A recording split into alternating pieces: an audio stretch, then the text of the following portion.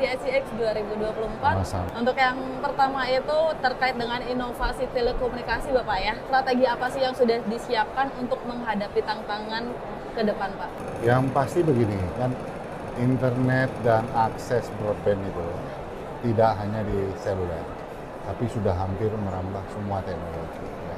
Baik fixed mobile, fixed broadband, wifi, koneksi lainnya ya, satelit dan sebagainya. Sehingga jelas yang harus disiapkan inovasinya bagaimana kita menyatukan apapun layanannya, dia menggunakan dalam satu kesatuan sistem digitalisasi aplikasi. Sehingga kalau dia mau lihat layanan selulernya, lihat layanan fixnya, melihat layanan satelitnya, melihat layanan wifi-nya, orang termudahkan dengan satu kesatuan pelayanan.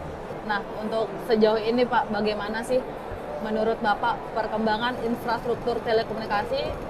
Kan mengingat masih banyak sekali Pak ya kendala telekomunikasi terutama di daerah-daerah terpencil khususnya di pedesaan. Ya, sebetulnya kita harus siapin ya broadband-nya ke pedesaan. Tapi memang tantangan kita ada transport. Terus terang untuk membangun ke daerah pedesaan itu kita perlu satelit, kita perlu transportasi jaringan microwave, fiber dan sebagainya. Jadi tantangan terbesar kita adalah ketersediaan transport. Yang kedua, distribusi. Bagaimana device untuk bisa mengakses broadband itu tersampaikan di daerah. Yang ketiga, pelayanan tentunya. Yang keempat, infrastruktur dukungan lain kayak listrik. Bayangkan kalau nggak ada listrik, mati semua.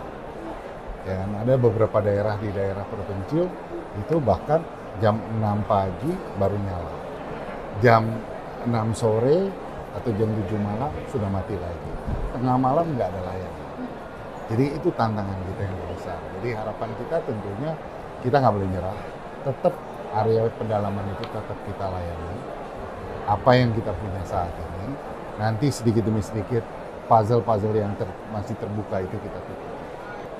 Nah, untuk di tengah era digital ini Bapak, bagaimana sih penerapan teknologi telekomunikasi dalam mendukung kinerja industri penting lainnya di Indonesia? Tentunya kita harus menyediakan koneksitas baik untuk industri. Industri itu ada dua, yang bisnis maupun yang pendukung lainnya, infrastruktur.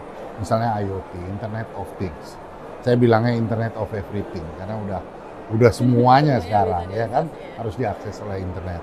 Tentu aplikasi digital. Jadi 3 komponen ini yang kita harus siapin, kita harus dukung. Baik dia di industri misalnya tambang, industri peternakan, pertanian, industri otomotif, industri kelistrikan gitu ya, kita dukung ya. Kemudian juga infrastruktur lainnya untuk membantu retail kayak tadi peternakan, pertanian, kita dukung lah semuanya ya. Nah, lab dibutuhkan agar Internet of Things tadi bisa selalu diuji coba. Dia bikin selalu proof of concept sehingga cepat deliver ke masyarakat. Kira-kira. Baik Pak. Nah, selain itu menurut Bapak bagaimana sih peluang dan tantangan yang paling dihadapi oleh sektor telekomunikasi untuk saat ini? Oh, yang pasti jumlah populasi kita bertambah, ya kan? Dan tersebar. Tantangan kita tentunya 94% bisa kita capai karena berada di daerah urban, suburban, rural yang terjangkau. Tapi yang 3T itu ada sekitar 6%, 5-6%. Nah, tantangan kita tadi yang pertanyaan Anda yang kedua. Jujur transport itu nggak mudah buat kita. Nah, sekarang kita harus bergerak teknologi ke teknologi berikutnya. Bayangkan di ujung sana masih kenalnya mungkin 2G, 3G, 4G. Tapi di sini udah bicara 5G, 6G. Nah, gimana kita mengedukasi? Ya kan? Mereka udah berubah lagi. Jadi otomatis tantangan infrastruktur, transport, ekosistem, komunikasi publik, edukasi publik itu jadi tantangan. Nah, untuk pertanyaan selanjutnya Bapak, telekomunikasi ini kan sangat erat kaitannya dengan data pengguna Pak ya. Apa sih tantangan kedepannya terhadap keamanan data tersebut? Yang pasti adalah SDM. Ya. Bagaimana kita memiliki SDM yang sudah certified data privacy officer. Itu penting sekali buat kita. Kalau kita nggak punya SDM yang certified, baik nasional maupun internasional, dia nggak tahu bagaimana memberikan advice agar data ini bisa diamankan. Yang kedua tentu teknologi. Ya, teknologinya harus tersedia, mumpuni. Ya. Yang ketiga finansial lah tentunya. Karena untuk beli ini semua kan membangun ini ya butuh uang, butuh finansial yang kuat ya kan. Perusahaan-perusahaan yang tidak memiliki finansial kuat, saya percayalah berat sekali menyediakan data-data privacy ya kan. Dan jangan lupa generasi Gen Z sekarang ini bisa paham sekali hal-hal seperti ini. Jadi bagaimana kita menerapkan satu teknologi, SDM otomatis ada proses dan sebagainya, yang terakhir finansial. Berarti bagaimanapun kecanggihan teknologi yang paling penting itu balik lagi ke SDM-nya Bapak ya. Baik, terima kasih Bapak. Tadi kan kita sudah membahas tentang telekomunikasi Bapak ya.